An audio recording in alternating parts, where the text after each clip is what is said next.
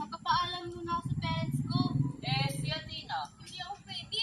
May sakit si Papa. Yun lang. Kompleto sana tayo kung mas masaya. Kasi naman kayo na lang, di ba? Sa bagay, pero mas madami, mas masaya. Uy, may wifi ba sa inyo? May pagkain ba doon? Hey, talaga. Basta, tara na nga. Tara.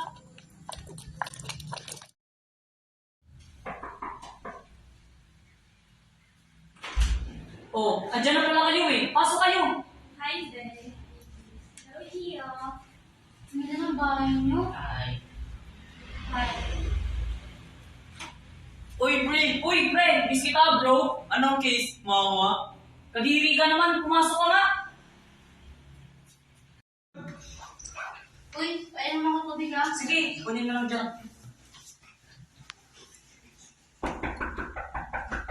Uy, hindi kumakatok. Baka si Ate na yan. Chanel, pasuyo nga ako ka. Bukas nga ng pinto. Sige. Oh, dati na nga. Akala ko di ka pupunta. Dito na nga ako eh. Pasok ka. Ano to din si Hindi pa tayo ba nakakatakot? Kayo, Pito ka na lang nakita. Uy, mukhang maganda yan. Sila naman nung una. nandito pala si Tito. Mahilig sa horror yun. Siya na lang yung una. Tito! Kaya naman kung ano sa inyo. Yung tungkol ko sa kulto. Sige, ito nung kabataan ko pa. Gusto sa amin yung kulto. Dahil na pag-aaral ng mga patay. Gabi na kasi nun, galing ako sa bahay ng tropa ko. Kuha kami proyekto para sa school. Siyempre, nakita ko yung oras, alas 12 na. Napag-desisyonan kong umuwi. So, okay naman yung pag-uwi ko ng bahay. Pumasok na ako ng bahay. At pagpasok ko ng kwarto, pag-iga ko, may biglang pumatok sa pinto. 3 beses, as in 3, sobrang lakas. Uy, grabe, ano yun? Eh, inaantay mo ba kayong iba? Wala. Cut nyo na yan. Uy, wala kayong magbiro ng ganyan. Cut nyo na yan. Doon na lang tayo sa kwarto. Bukas pa ako makauwi ng hapon. Uy, hindi. Pwede mo na ako tubig ah. Sige, ano na yung tubig. Dahil mo kaya pads mo. Sige, kunin mo na lang dyan. Guys, tara na. Susunod na ako. Sige. Eh, ano to? Ba't may kusilyo? Wala yan. Ako na.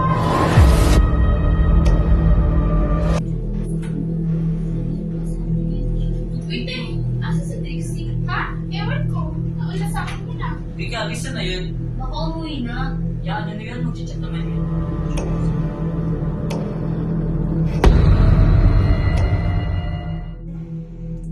Ayoko sa lahat. Napakailaman yung gamit ko.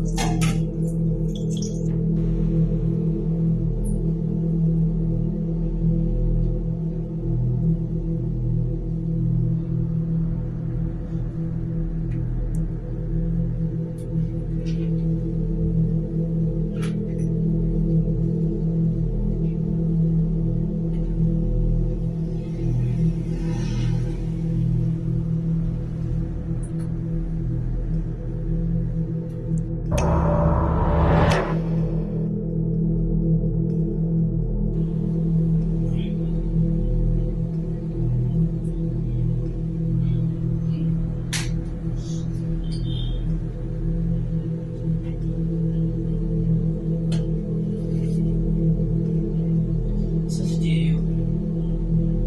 Guys. Ano Saan ba si Gio? yan? Yung ilaw, nakakasilaw. Umalis ka gabi, nagpaalam sa akin. Kaya pala. Tara, sige, kaya lang tayo.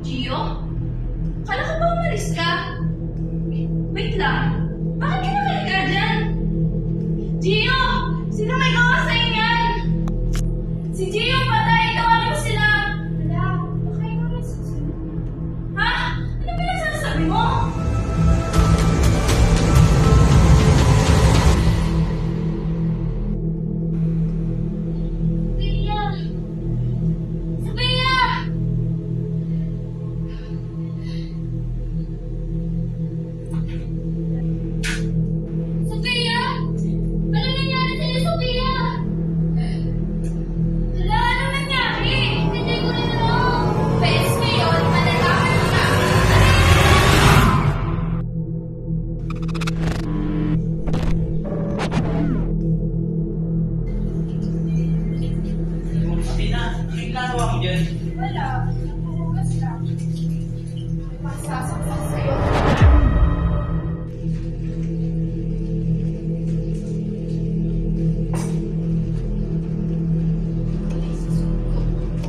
Athena!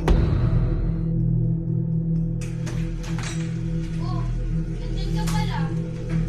Saan sila? Lumabas lang. Tara, punta natin. Tara. Tara sila. Wala na. Wala na. Wala na. Tinanong ko. Ano ginagawa mo? Oh, ha? Ako.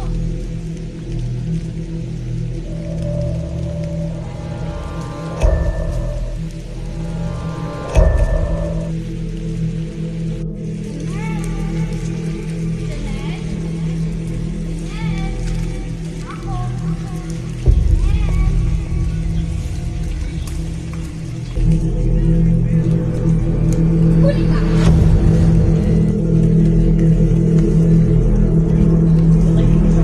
Sa papa mo. Bantayin mo na! Athena! Athena, gising! Okay ka lang? Okay ka? Okay naman talaga ako. Okay ka lang? Ano?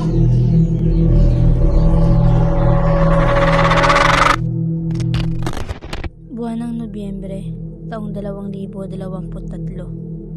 Mahigit 5 taon na ang nakalipas simula na nangyari ang krimen. Nananatili pa rin sa akin ng mga alaala na naiwan, ang mga katawan at itsura ng mga kaibigan ko nung nakita ko ang kanilang bangkay. Hindi ko inaakala na magagawa ni Athena ang lahat. Makalipas ang 1 linggo, nahanap ang katawan ni Athena sa ilog malapit sa aming paaralan. Siya ay nawala sa sarili at nagpakamatay.